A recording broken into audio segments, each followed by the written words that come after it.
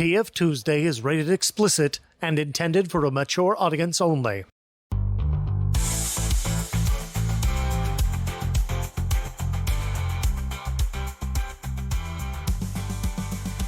Hello and welcome to TFTuesday, where we discuss the world of transformations, popular culture, and other interesting topics.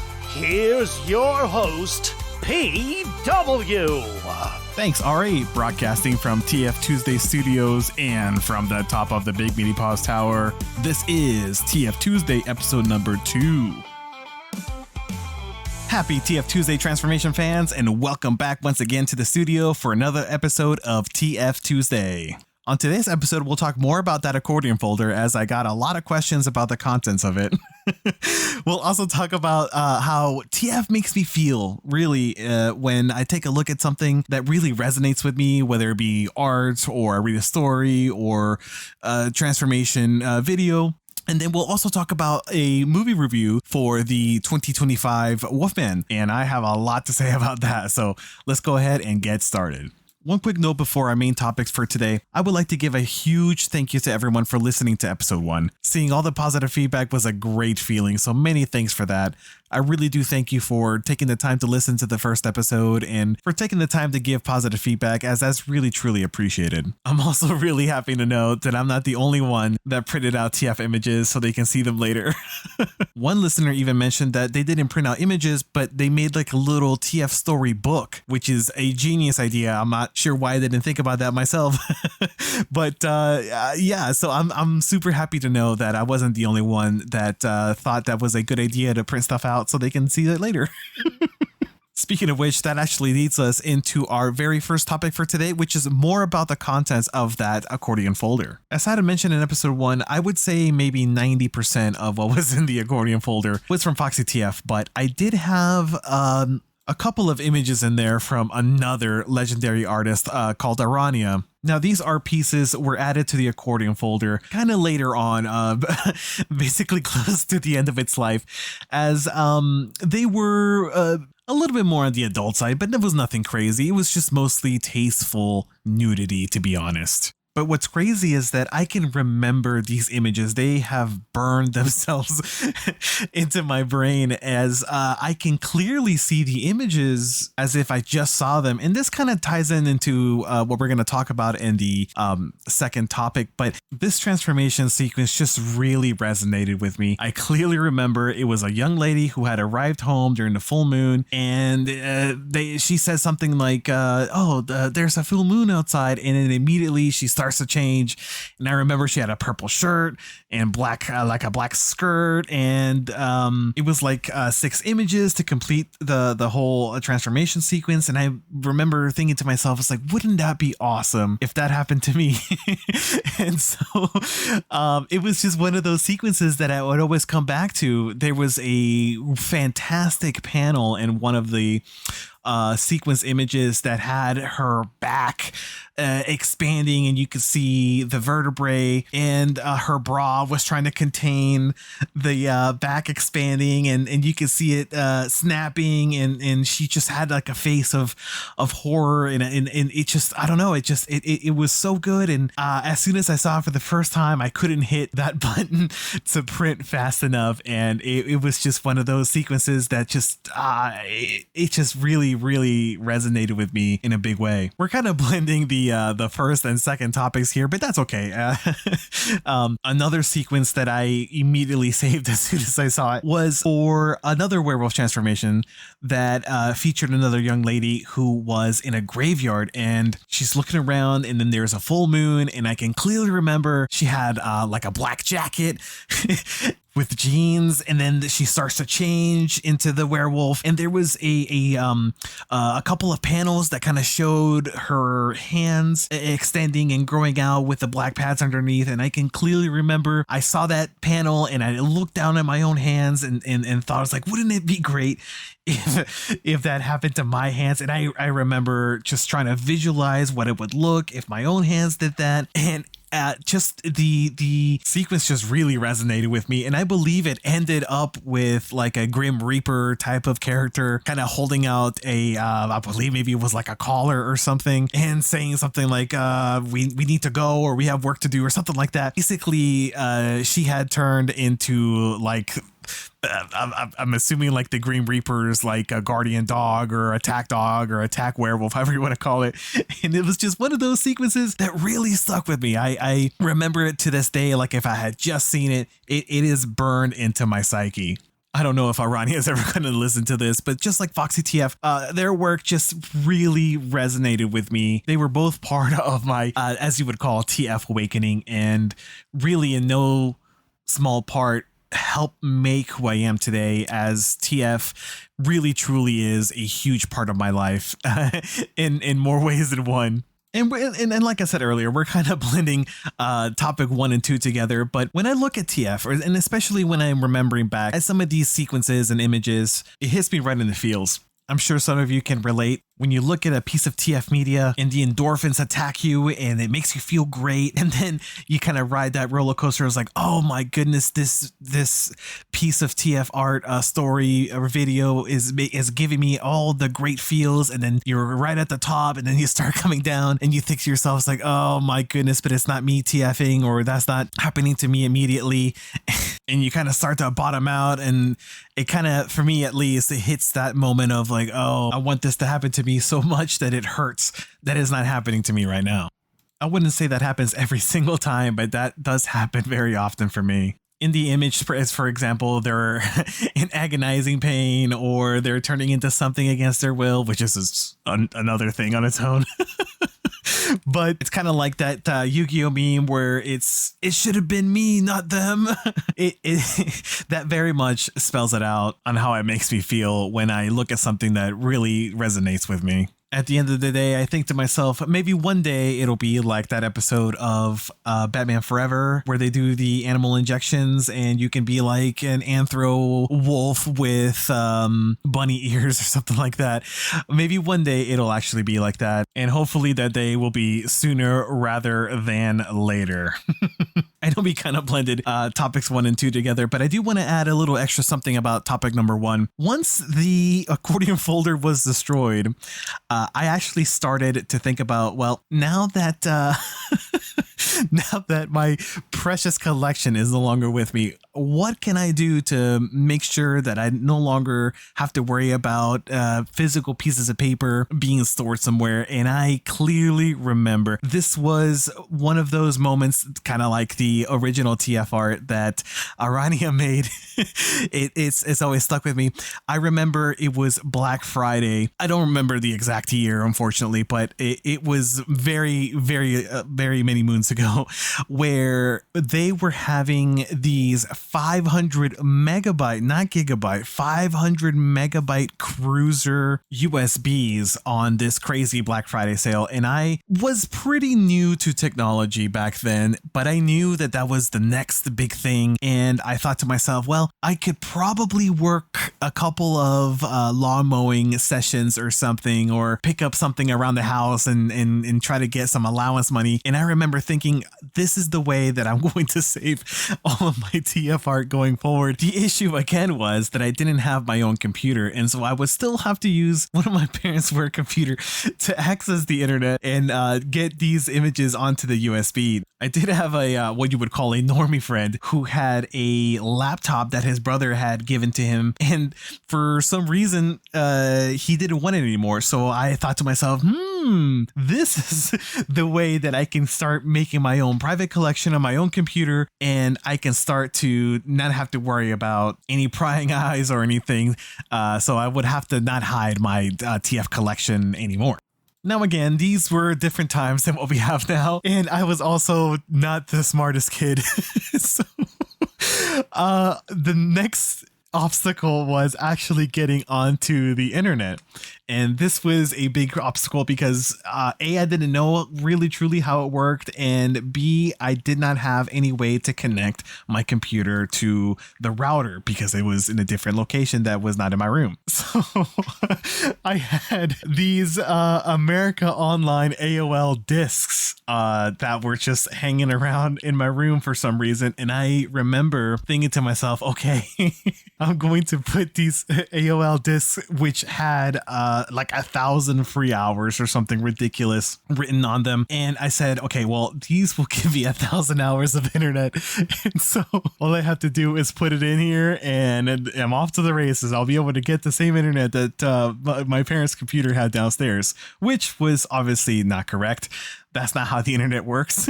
That's not how the internet works at all. So needless to say, I did have to continue to use the computer downstairs and that 500 megabyte cruiser that stored a lot of information for the time. But the main advantage was that it could easily be hidden. And honestly, my main goal was to try to rebuild my TF collection again, since by this time the accordion folder was very, very much dead. So that was the real goal of the cruiser.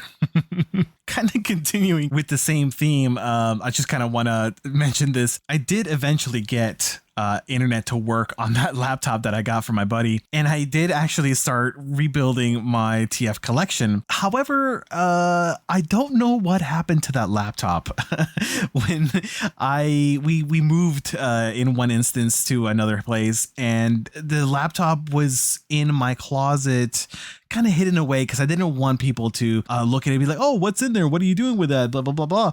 So I kind of had it in my closet. And once we had moved to the new house, I never saw that laptop again. I believe it was probably just thrown out thinking it was something old that didn't have anything on it or anything worth keeping, but it definitely had a lot of TF art that I had saved from Arania and Lobo Leo and Saudi and Foxy TF, of course. So it is possible that there is a laptop somewhere in the landfill just kind of rotting away as e-waste with old school TF art on it. Thankfully, by this time I did have the foresight to save that stuff on the cruiser, which was basically the basis of my TF collection that I have now, which, like I mentioned in episode 1, is like 124 gigabytes or something like that now.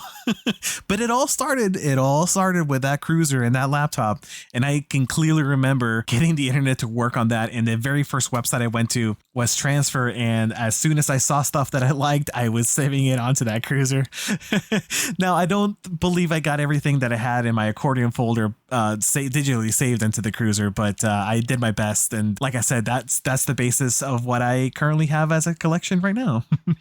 So I'd like to move on to our third topic, Wolfman 2025 review. Now, to say that the movie was a disappointment would be an understatement. Now, again, I would like to mention that I'm not trying to poo-poo on other people's work because that's not what I'm trying to do. I'm just going to give it a critique from a TF fan's perspective. Now, I will keep the spoilers to a minimum, but there really isn't much to spoil. The story is very straightforward, and there really is not much to it. If you've seen the trailers, and by the way, TFTuesday.com is finished. So anything that needs a link is going to be posted there, TFTuesday.com, and it'll be, of course, separated by episode. All the artists that I talked about and any extra information that I want to give or something like that will always be there. So you'll be able to see those links at TFTuesday.com. So I'd like to start my review of the Wolfman 2025 movie by saying that you can't see anything. The colors are missing. Most of the movie, once you start getting into the nitty gritty of the main character turning into the Wolfman, it's impossible to see anything. It's super, super dark. And I know movies of creatures generally make dark scenes so you don't see a lot of the maybe less than stellar CGI or something that would be not very believable for practical effects or something like that. They always kind of make the scene darker, but if I feel like the entirety of the last half of the movie is super, super dark and you can't really see anything at all. which kind of translates into what they did with the transformation scene. Now, the scene that they posted online on the same day of episode 1 is the exact scene that you see in the movie. I think there might be an additional second from like an additional angle, but basically what they put online is the exact transformation that you get in the movie, which in itself is a little disappointing. And I know we talked about this in the first episode, but I was thinking that we were going to get a whole scene of him fully changing into a more bestial type of werewolf. I'm not saying we're going to get the peak Van Helsing type of style werewolf, but I was thinking he was going to continue to change. But unfortunately, the same scene that they put online is what you get in the theater. Like I said, maybe an extra second. They don't show the feet at all. They don't show any type of shoe burst, unfortunately. There's a little bit of a chest expansion, but it's not really much. So that just takes a whole bunch of punch out of the movie, at least for me, looking at it through the lens of a transformation fan. The take that the director is going for here is more of a type of virus, I would say, instead of saying, hey, this person is going to turn into a monster because they got bitten, they get scratched, they were cursed, the moon, etc. It's more in terms of, I would say, rabies. Now, this particular strand of rabies physically does change you. Now, as you saw in the trailer, the transformation, they physically do change. You will see, and I give them props for this, you see the claws physically come out from underneath the nail, which for sure is something to be commended, because I would say not many transformations feature that. But as far as growing a snout, as far as growing fur, as far as growing fangs, he does grow a little bit, like a little bit of a proto muzzle, a little bit of fang, and instead of growing fur, he loses hair but doesn't get anything back in return, which I'll be honest, is a little bit of a interesting take on what a werewolf should be. But again, I believe they're kind of going more in the terms of this is a virus that is akin to rabies, and it does physically change you. But to go and call it a Wolfman would be a pretty big stretch. Like I said, the link will be available at TFTuesday.com so you can see the transformation for yourself, because that is the exact same thing that you see in the movie. And like I said, I don't want to spoil anything, but there's not really much spoilers. He doesn't progress further from there. There are some additional damage that he receives throughout the movie, which is a little bit of a spoiler, so I won't talk about that. But he doesn't continue to progress as far as becoming more wolf-like. He kind of stays as he is at the end of the transformation, and it's really difficult to kind of justify why they went with this type of look. I know that we're trying to do something a little bit different, but I just feel disappointed as far as the movie being called Wolfman, and yet there really isn't much of Wolfman in the movie.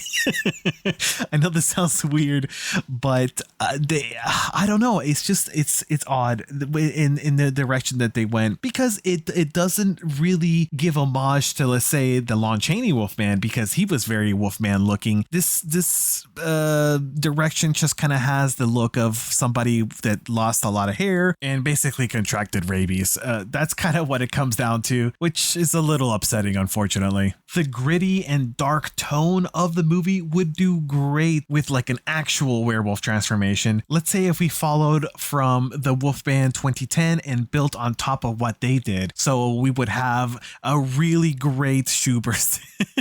Now I know I'm a little bit biased about that, but it's such an important piece to a good transformation. You see the raw power of a paw growing from somebody's normal sized foot, and now it's a huge paw. You see them growing more hair, eventually becoming fur. And instead of what they did in this movie, where he lost hair for some reason and didn't get any back, he did get a little bit of peppering on the extremities. So we do see that he has some hair on his arms, he has some hair on his hands, but we actually don't see very much of his lower body. So I believe he probably got some there too, but we we got to see the feet maybe 2 seconds in the entire film.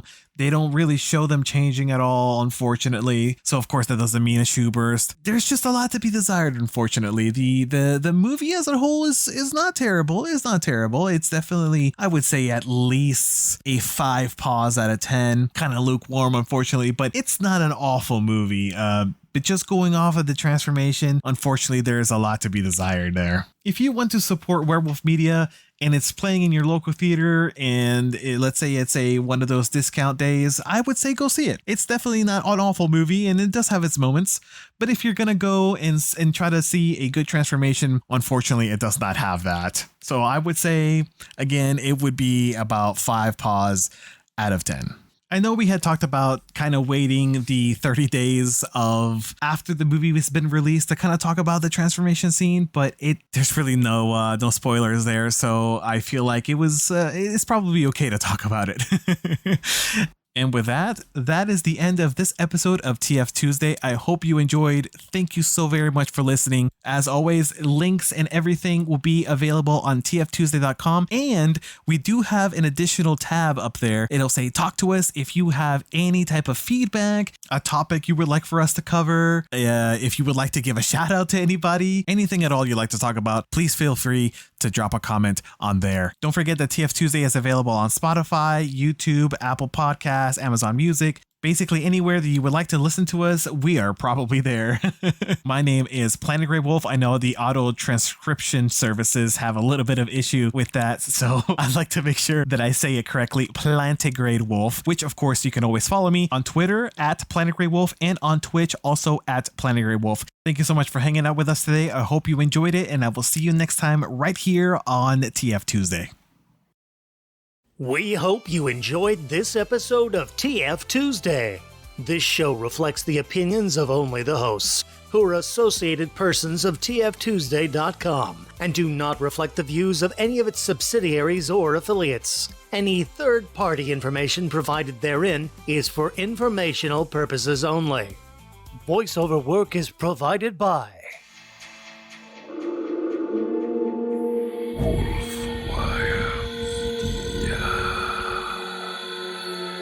Join the hunt. Check them out on jpast.card.co.